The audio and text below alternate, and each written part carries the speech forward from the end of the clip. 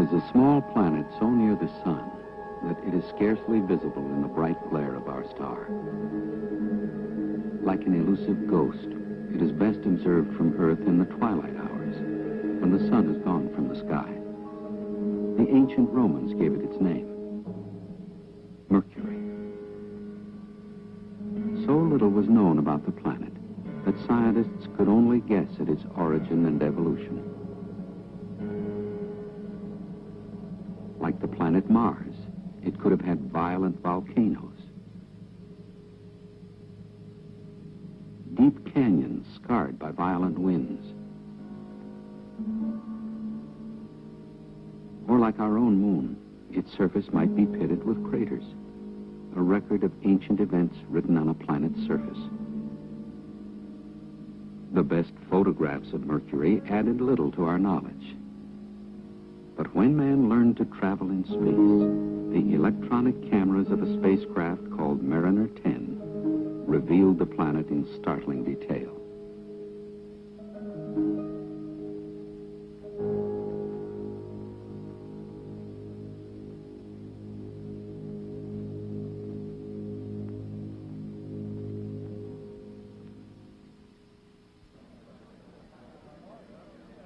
In June of 1975, scientists from 5 nations assembled at the California Institute of Technology to exchange the information they had gained from the exploration of the planet Mercury by the spacecraft Mariner 10. Included in the group were scientists representing many techniques of exploration, including the detection of various forms of radiation, the study of gases in a planet's atmosphere, and the powerful scientific tool, photography of the surface of a planet. Welcome to Pasadena. We are convened. The photographic exploration of Mercury was led by Dr. Bruce Murray of the California Institute of Technology. The objective I have is to present a relatively simple interpretation of the history of Mercury and to draw some conclusions about the other terrestrial planets. The work that Dr. Murray and his colleagues are engrossed in goes beyond the exploration of a single planet, Mercury. They are seeking insights into the history of our entire inner solar system. The search for new information began with the launch of Mariner 10.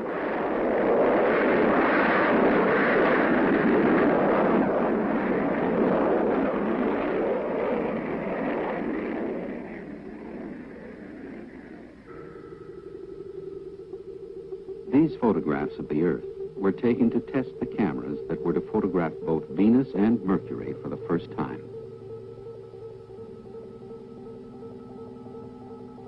After leaving the gravitational field of Earth, Mariner 10 began its long voyage to Mercury. The spacecraft's flight path was carefully chosen to skim past the planet orbiting between Earth and Mercury, cloud-covered Venus. The Mariner 10 cameras at close range were to show us a startling new Venus, a Venus we couldn't see from Earth. Venus has been a real frustration to photograph from the ground because in the visible it's perfectly featureless. There is occasionally a little bit of indentation along the terminator, and occasionally one can see a little structure around the limb.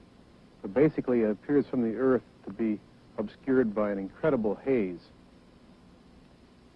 In the ultraviolet, however, that's the wavelengths beyond the blue that the eye cannot see, but photographic film can respond to. Very faint markings have been observed. And it was those faint markings in the ultraviolet that persuaded us to make a maximum effort to photograph Venus in the ultraviolet up close. The Mariner 10 cameras photographed Venus in high-resolution sections, each photograph covering only a small portion of the planet. The frames were then pieced together into mosaics to give a detailed picture of the entire planet.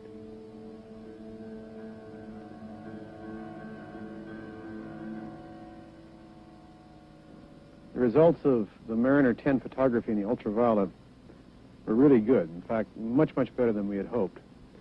Because, as you can see, looking at first a picture of Venus in the visible that was taken by Mariner 10, and then when we switched to one that was taken in the ultraviolet and has been enhanced with a computer to bring out the details, there's a tremendous pattern of organization of markings.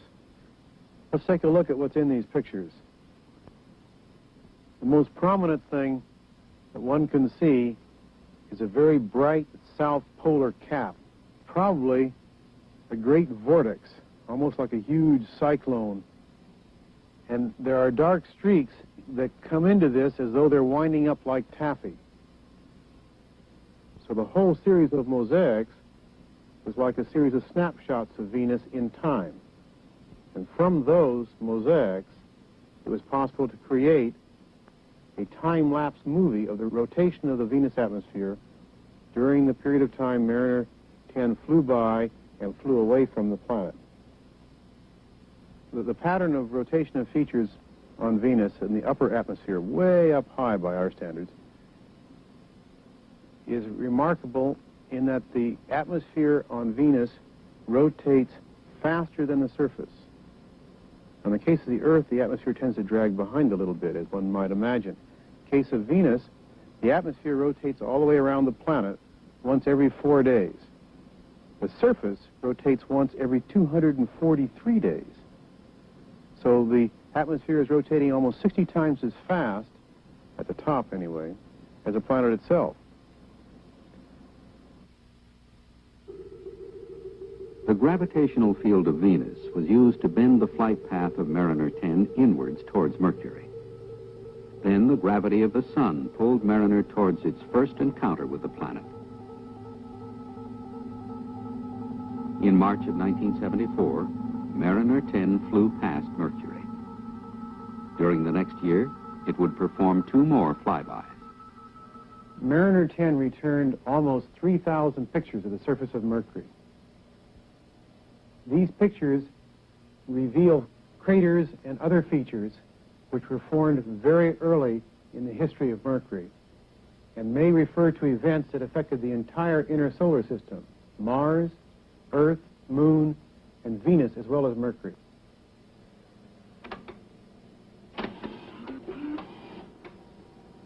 The pictures of Mercury reveal craters and many other features.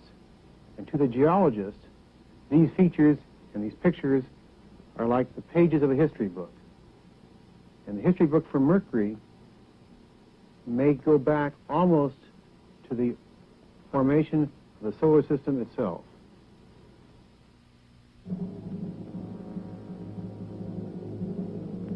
$5 billion years ago, a vast cloud of gas and dust floated through the galaxy we call the Milky Way, the ghostly remains of a great star that had died in a gigantic explosion. The gas and dust is twisted and shaped by magnetic forces, electrical currents, and the subtle pull of gravity. As it swirls around a thickening core, the huge cloud gradually flattens into a disk. Dust and gas gravitate slowly inwards, and eddies begin to form in the cloud.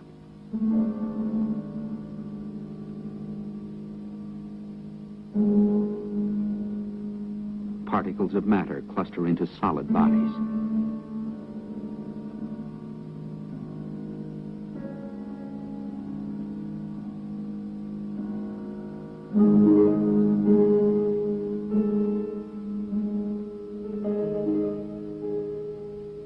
The larger bodies continue to grow, sweeping up particles and dust as they orbit the condensing core of the disk and begin to heat under the increasing gravitational pressures. In the central core of the disk, incredible heat is being generated, hotter and hotter, until it reaches critical temperatures. And then, billions of years ago, a nuclear reaction occurred, and our sun was ignited.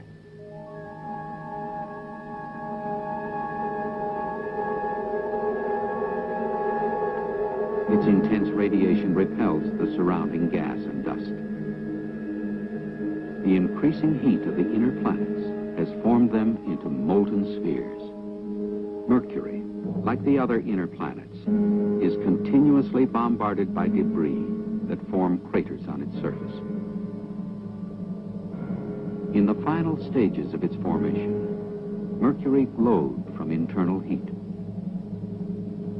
Hot lava was forced to a surface being torn by collisions with masses of rock that were shaping the planet. The same heat that triggered the lava flows also melted rock and metals in the interior of Mercury. Heavy iron concentrated at Mercury's center to form a dense core, which was overlain by a thin shell of lighter material brought to the surface by lava flows. Again, the surface was gouged and pitted by a great series of impacts, leaving huge craters on the surface. The Mariner 10 photographs have revealed these early craters to scientists for the first time.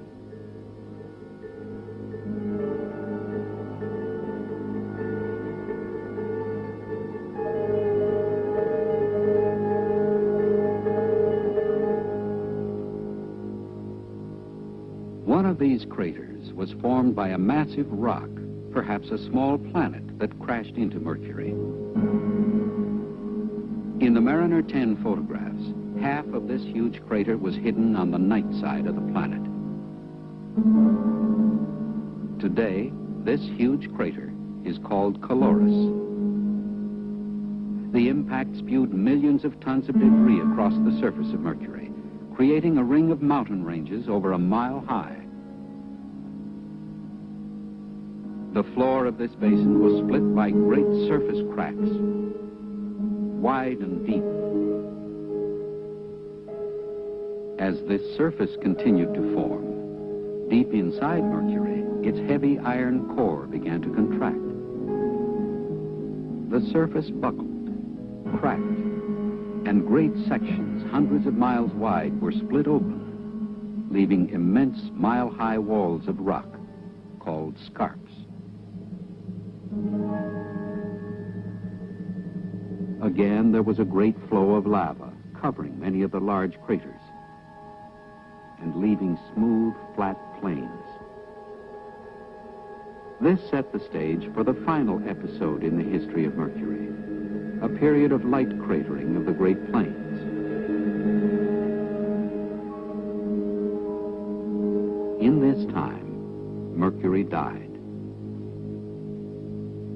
The internal heat that triggered many of the events in the planet's history turned off. And for 3.5 billion years, Mercury has remained as we see it today.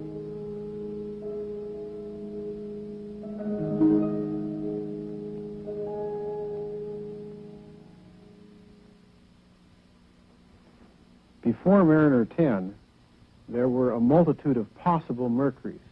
Now there's only one, the Mercury of craters and basins and plains. And this illustrates how photography can be an exploratory tool. It displays features which were perhaps never even anticipated and then sometimes could not even be imagined before the experiment was flown. In a sense, it provides answers to questions that were not even asked. This was true at Mars when Mariner 4 returned pictures of what appeared to be a moon-like surface. It had been expected that Mars might be very much like the Earth, with folded mountain ranges and many other Earth-like features. Instead, it looked like the moon, and that was a big shock. And it was an even bigger shock when Mariner 9 in 1971 visited Mars again and found huge volcanoes and even some peculiar sinuous channels that looked like they might have been formed by flowing water at some point in Mars's history. Now Viking has transported man's vision to the actual surface. The fantasy of science fiction has been replaced by the strange, lonely reality of the Martian landscape. When Mariner 10 flew by Venus, it discovered an unexpectedly well-organized set of cloud motions. And the unexpected was certainly encountered in the case of Mercury, which turned out to exhibit not only moon-like features on its surface, but a sequence of events there that seemed to be very similar to those of the moon. And that's extraordinary, because Mercury is very different inside compared to the moon. And that means it must have had a different history of heating and modification of the surface from the inside. And furthermore, it lives in a very different part of the solar system, much closer to the sun. And therefore, it must have experienced a different exterior history as well. And yet, the pictures show that Mercury has a surface history very similar to that of the moon. And to me, that's extraordinary. A comparison of the craters on the moon, Mercury, and Mars shows that these inner planets were subjected to cratering at the same time. Before Mariner 10, it was believed that the source of cratering of the inner solar system was the asteroid belt orbiting beyond Mars. Because of the difference in distance from the belt, it was assumed that no two planets would be cratered the same. Those planets farther from the asteroid belt, like Mercury, would have fewer craters. But a careful count of the craters on Mercury and a comparison with those on the moon and Mars showed them all to be roughly equal. If the crater count is equal, then the source could not be the asteroid belt, but must have come from elsewhere in the solar system. One strong possibility is the planet Jupiter, with a gravitational attraction second only to the Sun. It is possible that on 2 occasions, Jupiter literally hurled millions of tons of rock inwards towards the Sun to impact the planets of the inner solar system, including Mercury. This cratered record on Mercury was read 3 times because of a fortunate coincidence. Mercury's orbit around the Sun is 88 Earth days. Mariner 10's orbit was twice as long, or 176 days. These synchronous orbits allowed Mariner 10 to fly past Mercury a second and third time.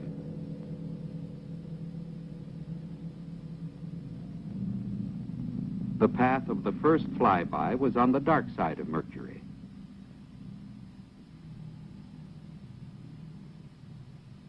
The second encounter sent the spacecraft past the light side of the planet specifically for photography. After another 6-month journey around the Sun, Mariner 10 made its third and final encounter to look again at a major discovery made during the first flyby: the presence of a magnetic field around Mercury, similar to Earth. A bow shock wave blocks the solar wind from the Sun and deflects it around the planet, creating an environment similar to the magnetic field around Earth. This discovery was a surprise because Mercury's slow rotation, about once every 57 Earth days, had led scientists to believe that the planet could not generate a magnetic field. It is believed that Earth's magnetic field is generated by an interaction between the planet's faster rotation and its molten core. Mariner 10's discovery may change theories on how these fields are formed, and has given scientists their first opportunity to compare 2 magnetic fields in the inner solar system. There were other measurements made at Mercury by Mariner 10. Infrared showed that Mercury's surface ranges in temperature from 700 degrees Fahrenheit to 300 degrees below zero, the widest temperature range of any planet. The ultraviolet experiment revealed that Mercury has a very thin atmosphere of helium. Sensors measured the invisible cosmic rays which flood our solar system at tremendous speeds, penetrate any surface, and are unaffected by gravitational forces. Their source is unknown. Exploration is an adaptive process. Each new piece of information adds to the value of others that were accumulated earlier. We had the results of the Apollo program on the moon to help us understand the timescales and to some extent the processes we were seeing when we looked at Mars with Mariner 9. Now that Mariner 10 has looked at Mercury, we can begin to compare it with the Moon and Mars and begin to realize that there is a common solar system history which has been recorded on these planets, whose early surfaces have not been erased by erosion and other atmospheric processes. That same common history affected the Earth too. And so by looking at these surfaces, reading those records, we're in fact looking back into the Earth's history, into a heretofore unexplored domain of time, our own history on the Earth. Now we can begin to compare and contrast, to look for similarities and differences, and try to recognize our family relationships among the terrestrial planets. Are we cousins or brothers? Or are all of us bizarre strangers that happen to inhabit the same portion of the solar system? That's the task of comparative planetology. That's where we go from here.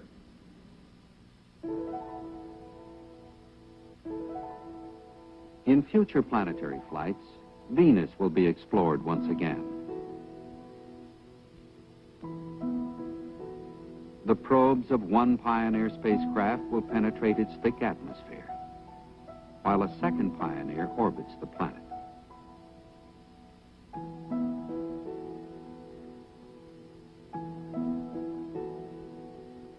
Two Mariner-class spacecraft will explore the planet Jupiter, and then fly outward to reach Saturn. One of the Mariners may be sent on to the planet Uranus, over 1.5 billion miles from the Sun. And someday in our future, we will send intelligent machines, robots, to explore the hostile surface of Mars, and perhaps even the ancient moons of Jupiter and Saturn.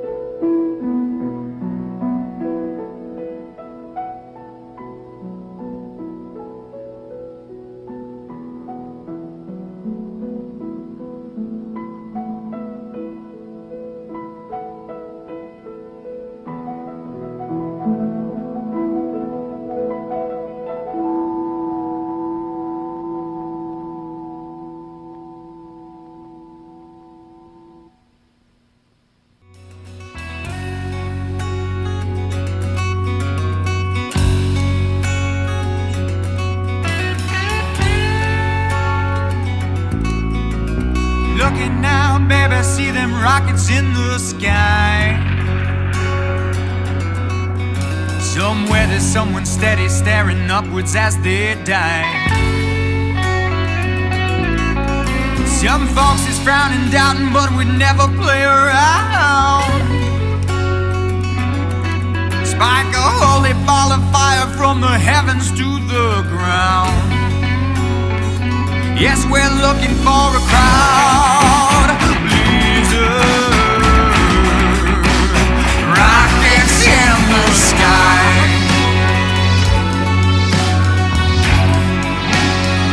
Yes, we're looking for a crowd pleaser. Crowd pleaser. Lit up like the 4th of July.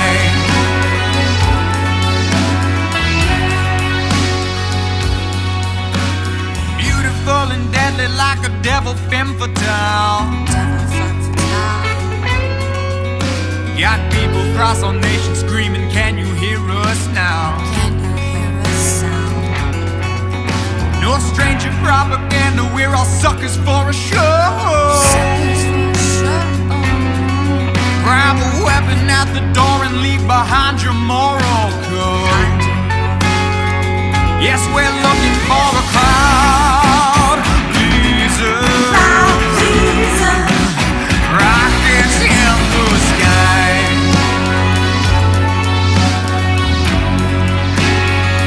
Yes, we're looking for a crowd pleaser. Crowd pleaser.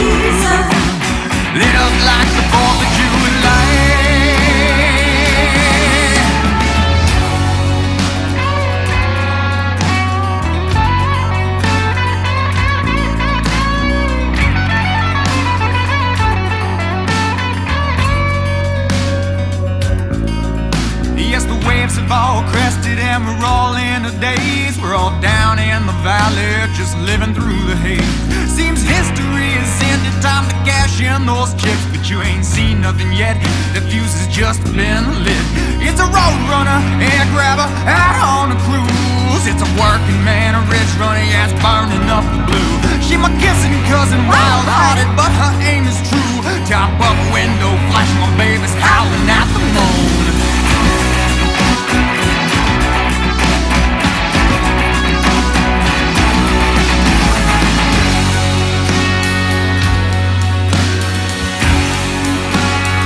Yes, we're looking for a crowd pleaser. Lit up like the 4th of July.